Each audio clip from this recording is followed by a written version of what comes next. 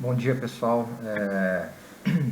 Dada essa situação aí do coronavírus, né, que as nossas aulas foram suspensas, eu decidi que eu vou tentar aqui, durante esses dias que eu estou em casa, mandar algum conteúdo para vocês, porque se a gente ficar parado durante esse tempo todo, não estudar nada, vocês vão voltar um pouco enferrujados aí para as aulas, né?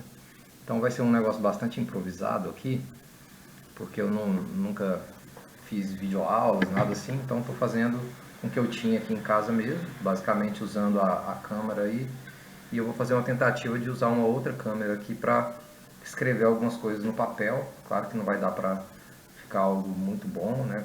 Não vou ter espaço para escrever muita coisa, mas vamos tentar aí, ver o que dá para fazer com isso.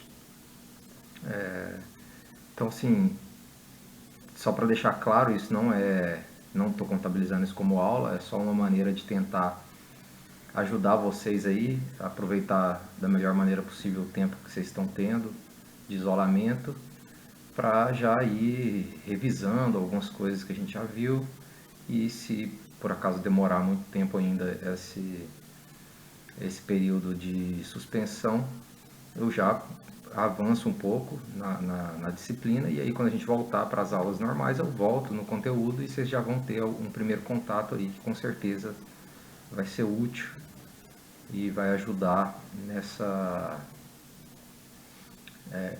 disciplina, né?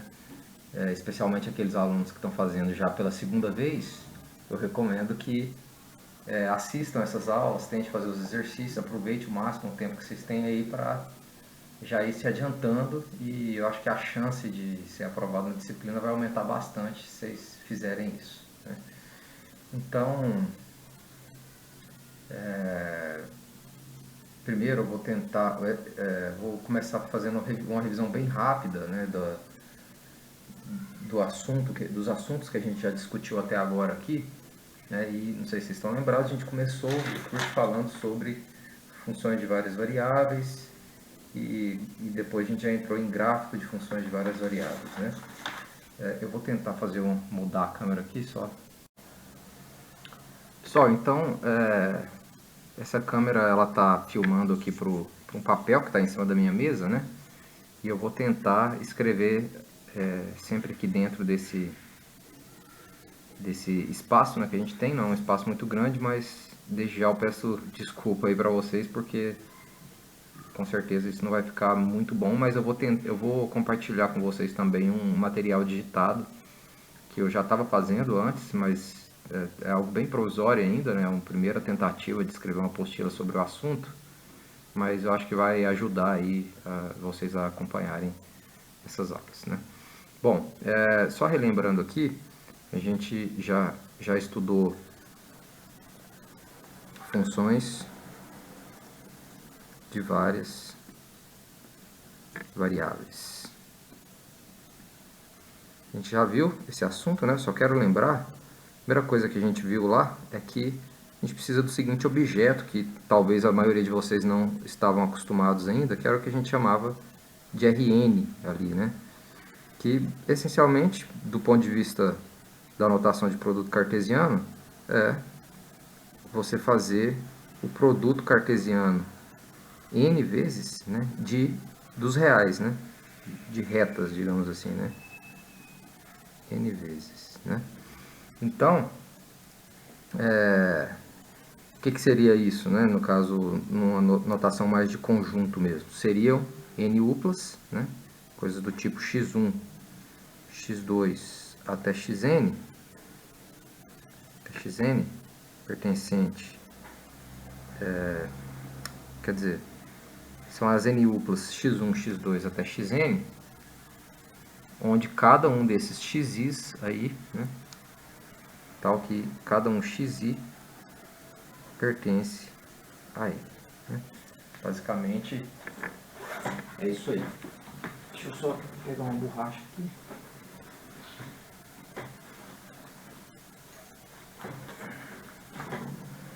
Acabei de ver aqui que eu saí um pouco, né, Então, x1, x2 até xn, onde cada xi é um número real, né?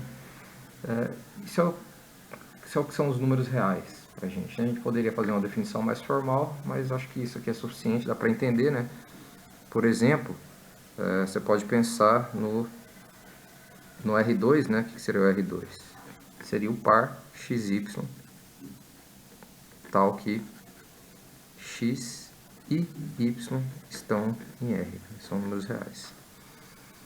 O R3, né? São esses dois os que a gente mais vai usar durante o curso. Par XY, a tripla, né? XYZ, tal que X, Y e Z são números reais, né? Então é isso que a gente está querendo dizer quando a gente fala dos números dos RNs, né? Bom, então o que a gente definiu como sendo funções de n variáveis são leis, né? São regras que associa n uplas, né, nesses RNs ou num domínio desse RN a um determinado valor real que a gente normalmente denota por f de x1 até xn, né? Então uma função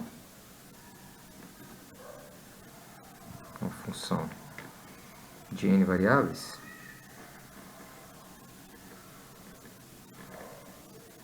é uma regra que associa a cada n upla x1 até xn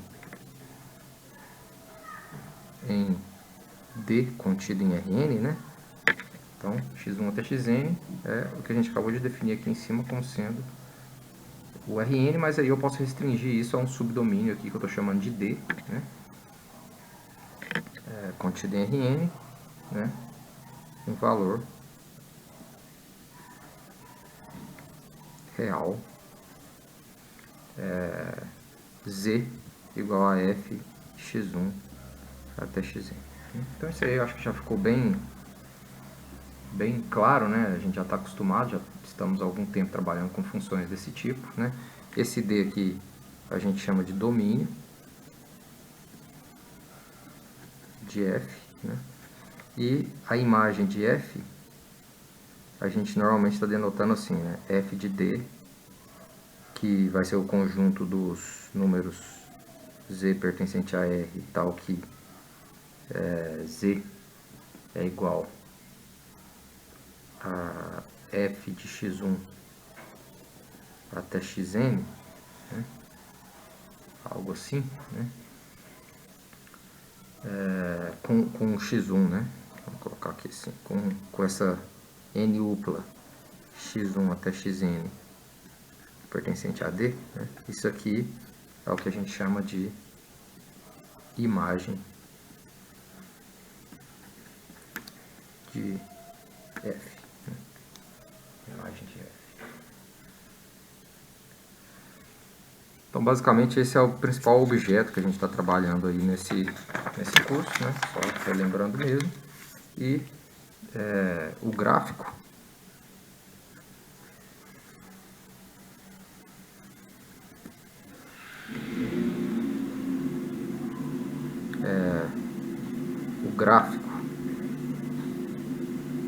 de f de D contido em Rn em R, lembrando que isso aqui é uma notação que a gente introduziu, né? Sempre que eu escrevo, desculpa, ainda não tá fora da câmera, né?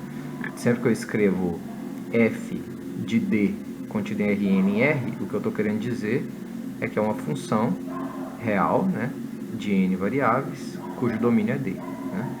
Então, o gráfico dessa função aí, a gente define como sendo, normalmente a gente denota assim, g de f, né, igual, por definição aqui, ao conjunto dos pontos x1, x2, xn e um xn mais 1 aqui, né? Então isso aqui vai estar em Rn mais 1, sempre o gráfico da função de n variáveis vai estar num Rn mais 1, tal que xn mais 1 tem que ser justamente a imagem de f pelo ponto x1 até xn, né?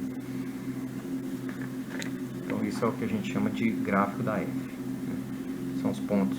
Então, por exemplo,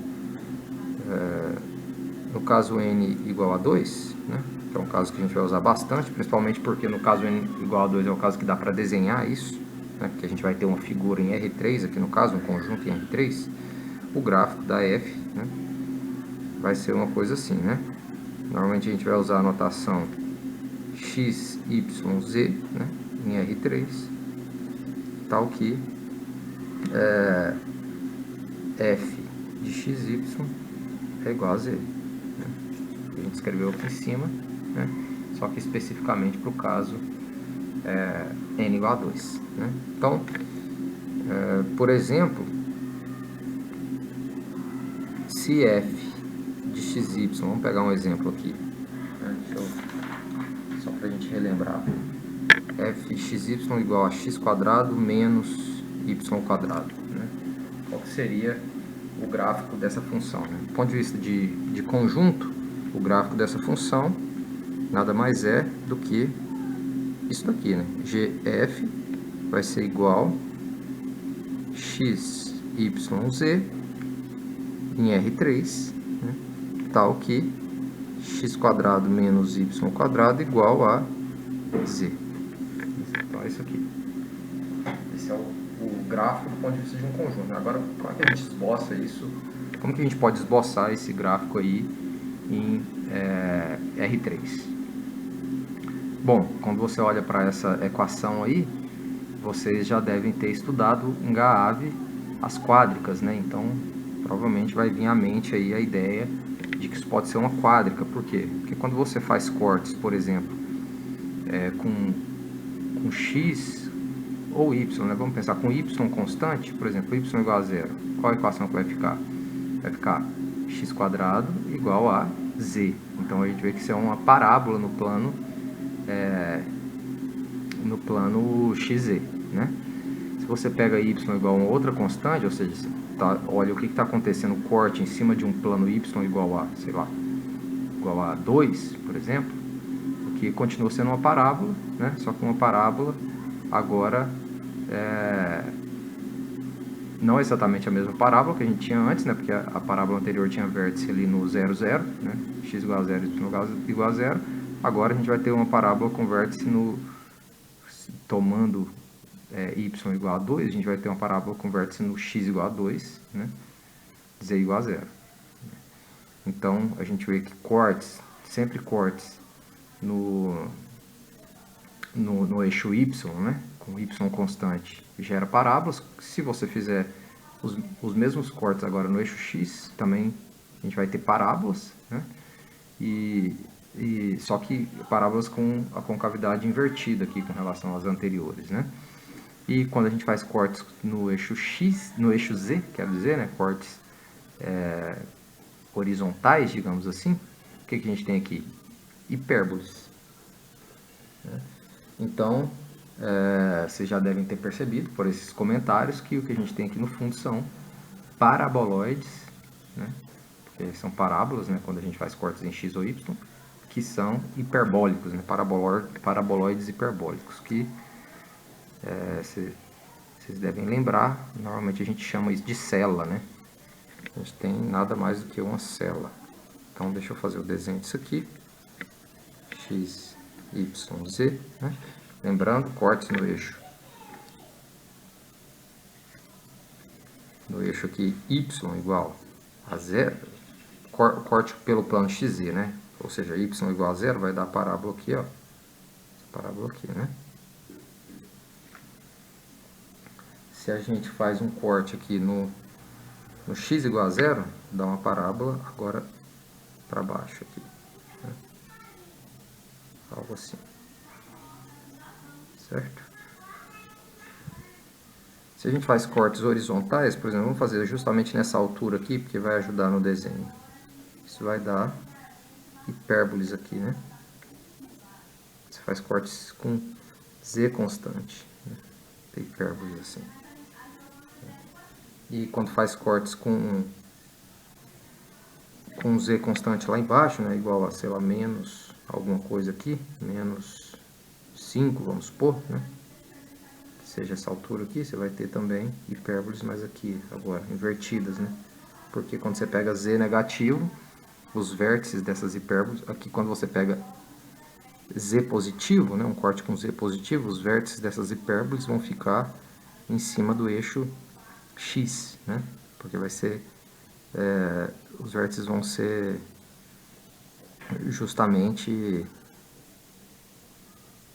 aqui, você vê que é necessário para valores de y aqui a equação não vai estar definida, né? Então a gente vê que os eixos são em x. Agora, se você pega z negativo, ó, aí inverte o sinal aqui, né? O x vai ficar com o sinal negativo, né? Então a gente vai ter vértices no eixo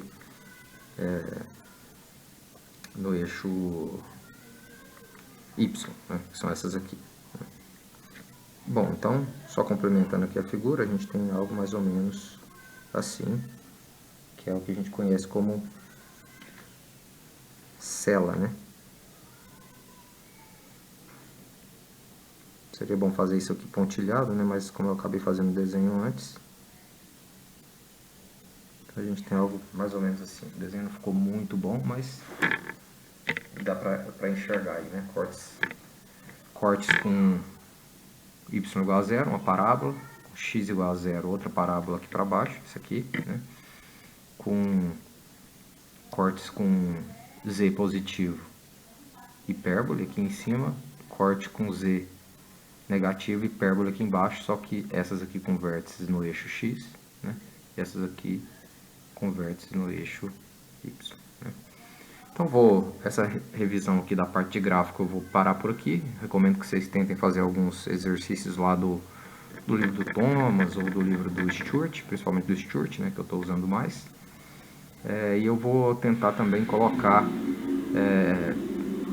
pelo menos a foto da página dos exercícios lá no sistema, tá? Então é isso aí, pessoal. E a gente vai, qualquer coisa vocês podem falar comigo por e-mail, mandar alguma mensagem lá se quiser tirar alguma dúvida. Ou aqui embaixo mesmo no YouTube.